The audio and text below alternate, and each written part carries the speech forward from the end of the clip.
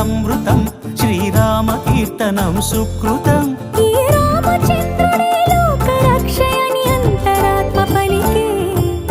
జగదానందకారక జయ జానకి ప్రాణనాయక శుభ స్వాగతం ప్రియ పరిపాలక. జగదానందకారక జయ జానకి ప్రాణనాయక శుభ స్వాగతం ప్రియ పరిపాలక. మంగళకరమౌ నీరాక ధర్మానికి వేదిక అవుగాక మా జీవనమే ఇక పావనమౌగాక.